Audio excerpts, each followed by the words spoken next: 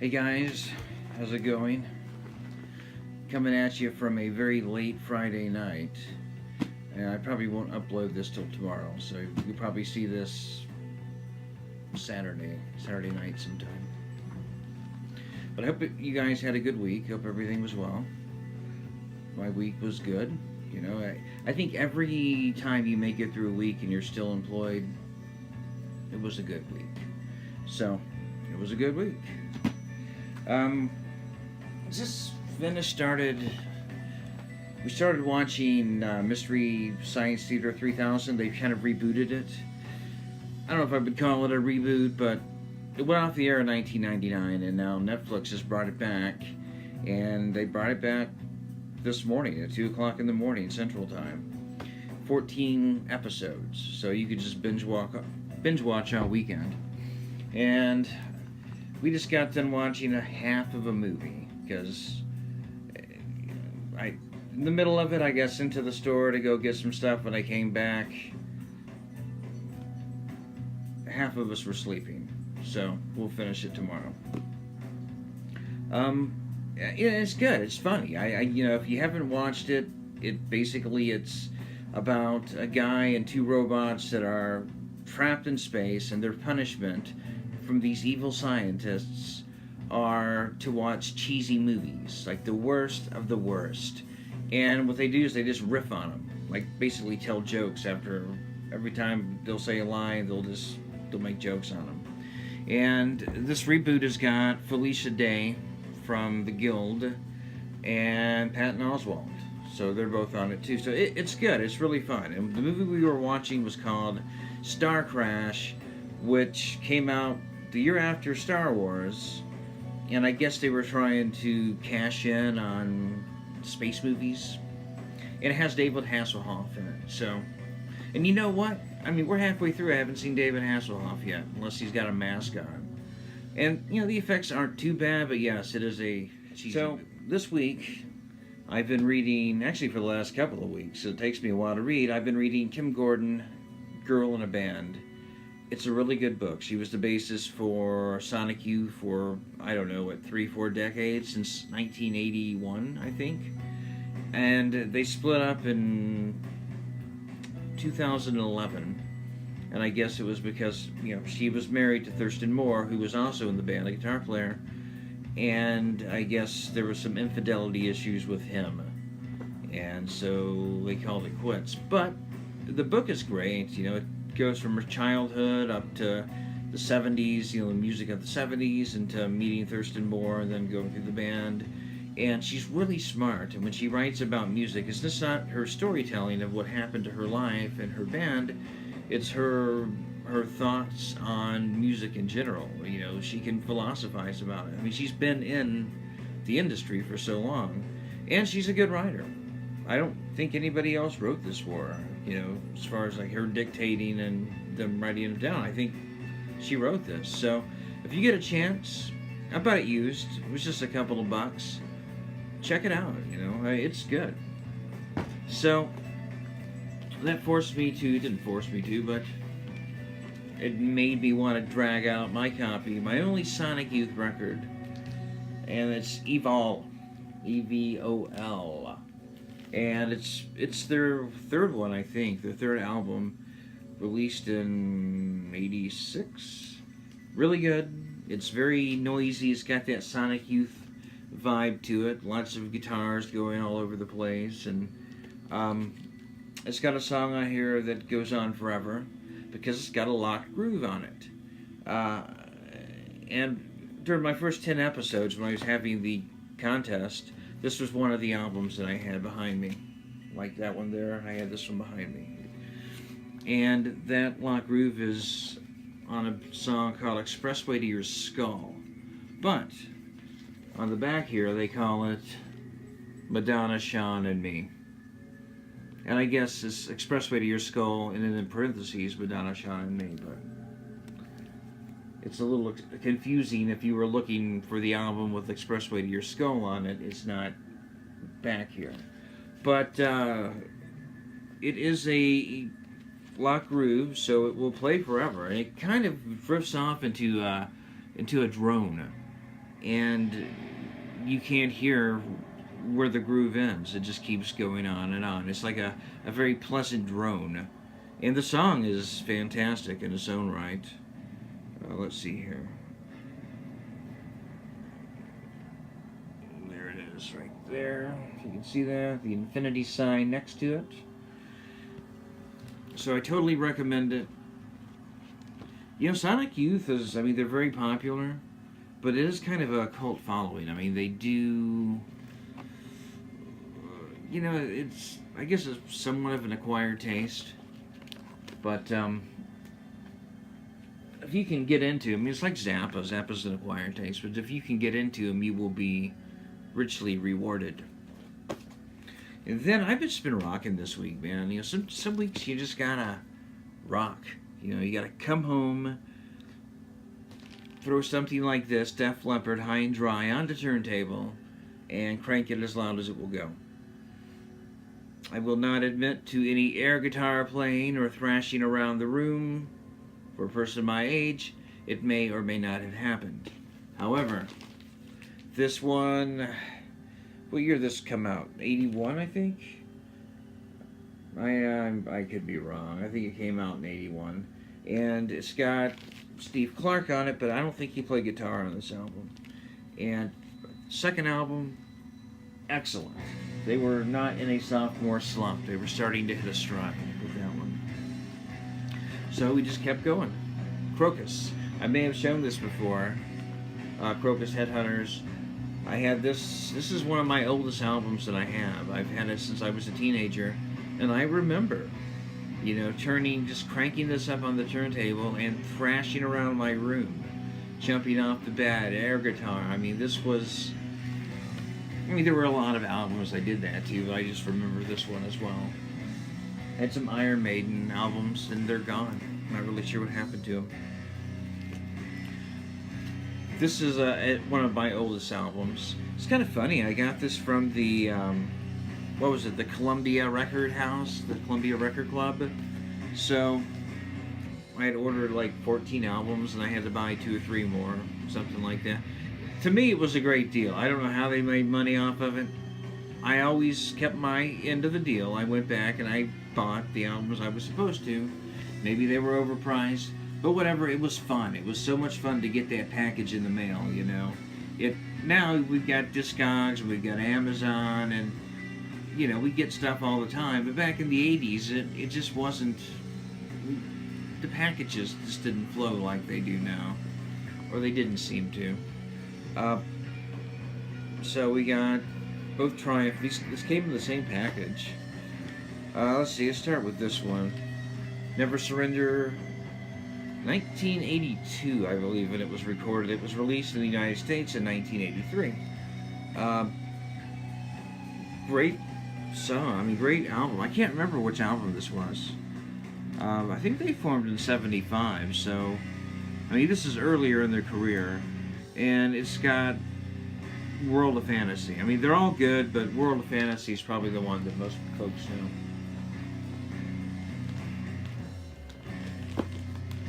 Thunder 7. And this is a great one. It's got, what's my favorite one on here? Killing Time. It just, I don't know, reminds me of being a teenager.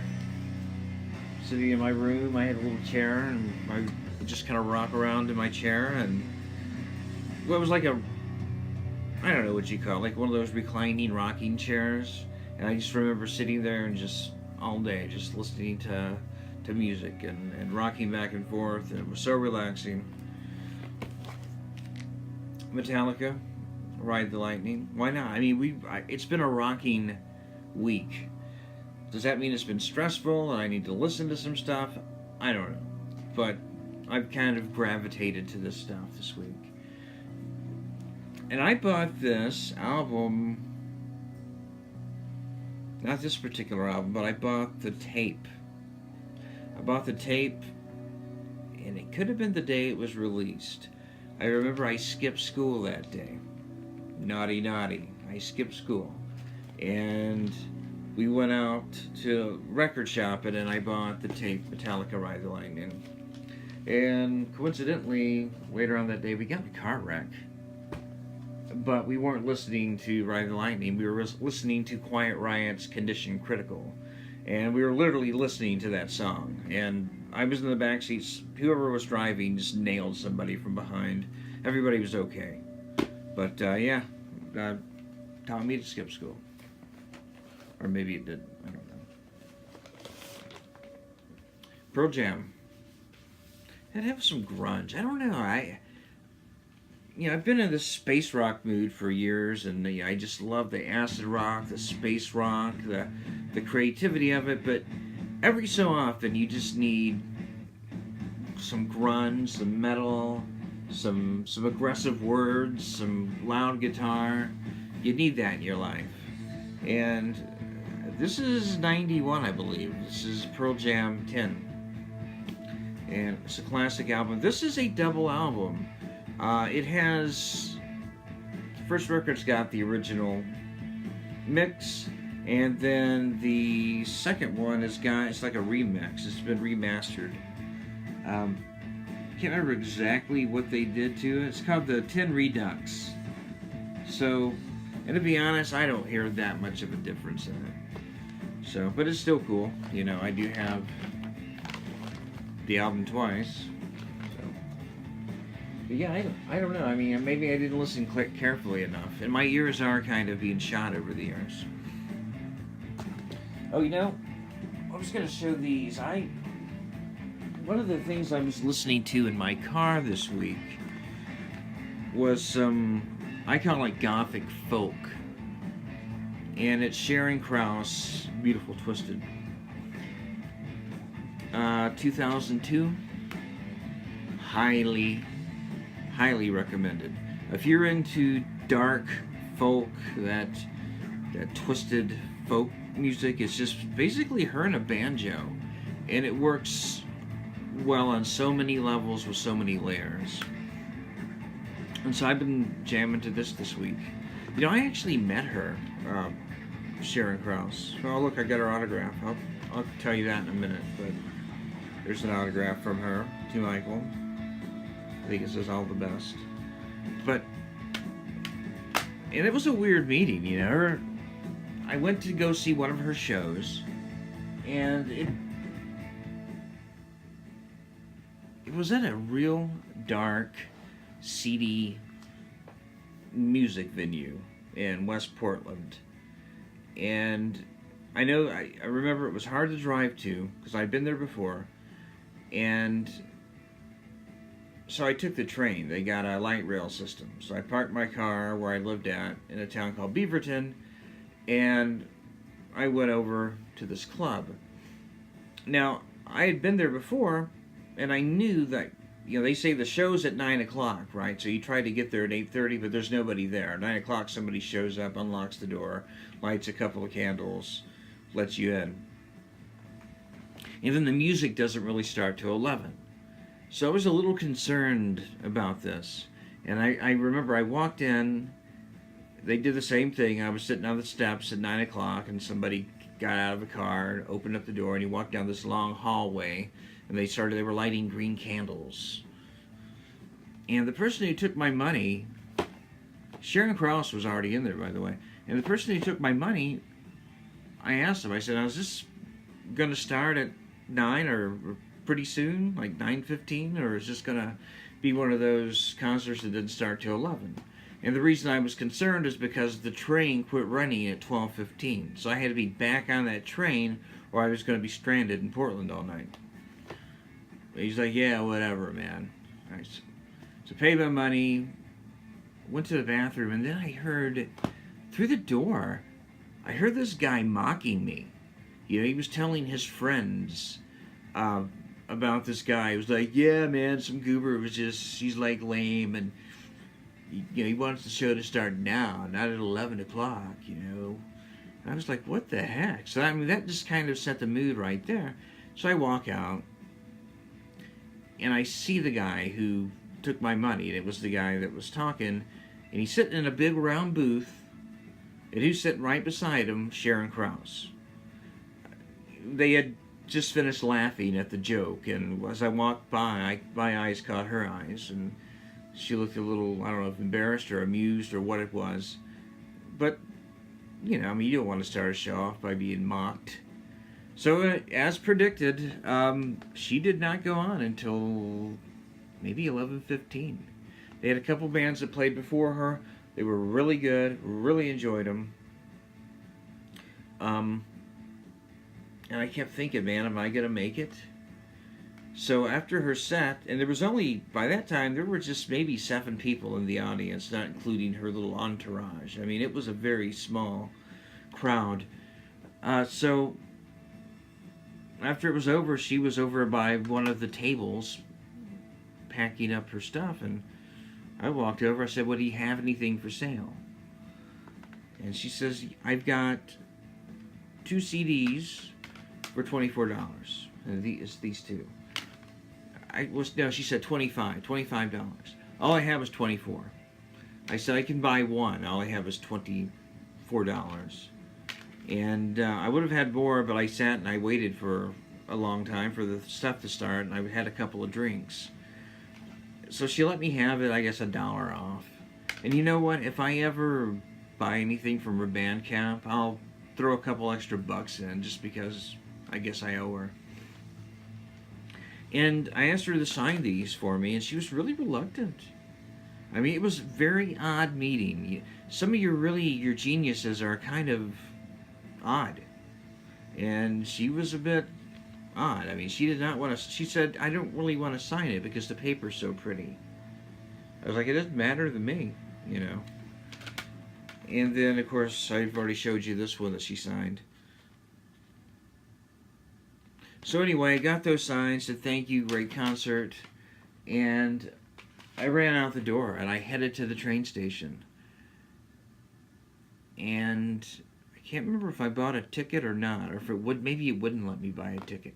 Because by that time, it was over. The train was not going to run until 6 o'clock in the morning. So I was stranded downtown, in a seedy part of town. So I just sat on a bench, kind of by the light rail, and I sat there. I finally did get a ride. I called somebody after a couple hours, and I got a ride. But it was interesting. I mean, I got to see all the crazy underbelly things, drug deals going down, prostitutes picking up their clients, whatever you call them. And no one questioned me. They didn't even notice that I was there. I guess I kind of fit in. I mean, at the time I did have a scrungy beard and was wearing a dilapidated jacket, so I just probably looked like, I belonged in downtown Portland at 3 o'clock in the morning. So, yeah, I did go see her, and I wanted to because I knew about her for a couple of years before. I was really into weird folk music, and I found her. I think one of the guys that opened that night, if it wasn't that night, it was the time before when I went, was White Rainbow. And this is one of their CDs. It's like 5 discs of ambient music, and then a DVD of just a bunch of weird, random stuff. I mean, this is a psychedelic, weird stoner package. And the guy's name was Adam Faulkner. And I remember he was jamming, it might have been with White Rainbow, but he was jamming with his girlfriend at the time, Honey Owens, who was in Jackie O Motherfucker and a band called Valet. Both really good psychedelic bands. If you look up Adam Faulkner, well, probably what you're going to find is he beat up one of his girlfriends. That's probably what the first thing. But if you go past that, he makes great music. If you're into psychedelic music, check him out. What else? Just a couple more. Goat. I know a lot of folks have been showing this, and I've had this for a while now. I just haven't showed it. It just hasn't been in my rotation. Beautiful album. I would say this is their best. They're finally hitting a maturity. It still sounds like Goat, but they're hitting a stride now, a more complex, mature stride. Very psychedelic, very world-oriented, lots of chants. I don't really understand what they're saying, but great album. And this is Sun Sub Pop, and it's colored vinyl, it's kind of a red Kool-Aid color. Highly recommend it, whether you pick it up in vinyl or CD. And last but not least, I mean, I was kind of hard this week as far as the metal. Monster Magnet, Milking the Stars. This was a revisitation, I guess you might call it, or what did he call it? A reimagining. That's what he calls it. It's a reimagining of the album that he released a year earlier called The Last Patrol, which is basically, this is like remix, live versions, a couple of other songs thrown in to the mix. And it's a great package because he makes the songs that are already really heavy metal and psychedelic, he even makes it more psychedelic and acid drenched. So this is one that I totally recommend. The cover is fantastic. Gatefold's pretty cool. And if you've never heard of Monster Magnet or just thought they were some other band on the pile of stoner rock, I would check them out. I mean, this is Locked Grooves approved. Good stuff. I would really check Monster Magnet out if I were you. Well, that's it for the week. I showed you some albums, some CDs, and told you a crazy story about being stranded in Portland all night. So, I hope you have a great week. We'll catch you on the flip side and keep spinning those records.